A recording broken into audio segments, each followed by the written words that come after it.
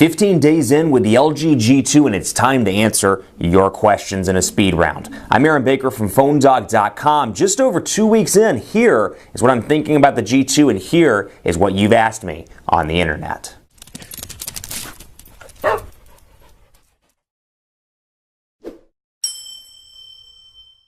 I'm 15 days in with the LG G2, and as I always like to do, I like to pull out one of the videos and take time to answer your questions that you've hit me up with over the past couple of days. Hit me up on Twitter at PhoneDog_Aaron, Facebook, Facebook.com/HiAaronBaker to ask questions throughout the continuation of the 30-day challenge with the LG G2. Now, a couple of questions have popped up. One I keep getting despite the fact that I've answered this in the video, so I'm going to go ahead and go back and answer it again. Lots of questions about the power button and the volume rocker being on the back. Most specifically, when you lay it down on the surface, does it press the power button? Does it press the volume rocker? The answer is no. And not only no, this is one of my favorite placements for a power button and for a volume rocker. I found that even in working with the iPhone 5S today as part of the coverage on PhoneDog.com, I have it in my hand and I keep wanting to do this on the back of every single device I'm working with. So I'm very used to it being on the back. I actually like it a lot, and like I've said in multiple videos, very easy to rest your finger on the power button. It's just natural to have it there as opposed to having it right here on the side of the device as you would expect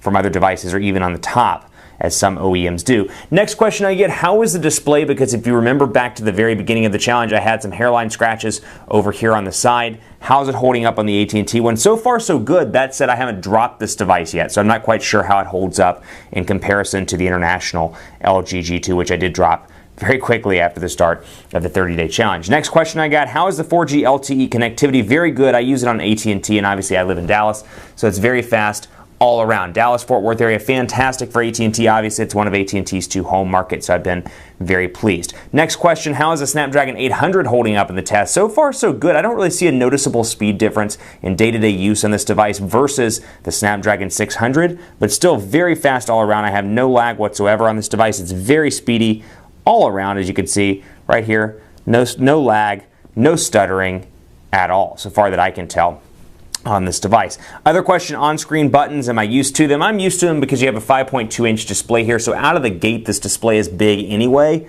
and with the buttons on the side, even though it's taking up some of the display space, it's not bad. It's just something that takes up space, and obviously when you have YouTube running and things like that, the buttons do go away, or the on-screen navigation buttons do go away, so you can get rid of those in things that are important to maximize the screen viewability, like obviously a YouTube video or something like that.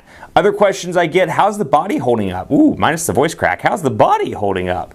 So far so good here, not really seeing any scratches. You can tell it's a fingerprint magnet on the back, but I don't find that to be an issue. That may frustrate you. Doesn't really bother me, at least on this device, because there's kind of a carbon fiber look and feel to the back, which does a good job to mask at least some of the fingerprints on this device. Next question I got, speakers. How are speakers on this device? So far so good. I use this phone obviously to work out. It is one of my primary devices, and I use it while I'm working out. I actually listen to Spotify on this device, and I have some local music on it as well. So far so good. Been pleased. I've been using the LG earbuds that come out of the box, and I've been really pleased with the overall sound. I tested out HTC's earbuds that come with the one in it yesterday at the gym. So far so good on that. Keep it locked on PhoneDog.com. Hit me up with more questions. We'll go back to the regular parts of the 30-day challenge in the next video, but I always like about halfway in to answer your questions, because I'm getting to that point where I've had it for a little bit more than a week, almost 2 weeks. Time to answer a few questions before we go along with the rest of the challenge. Let me know what you want to see. PhoneDog_Aaron on Twitter, Facebook,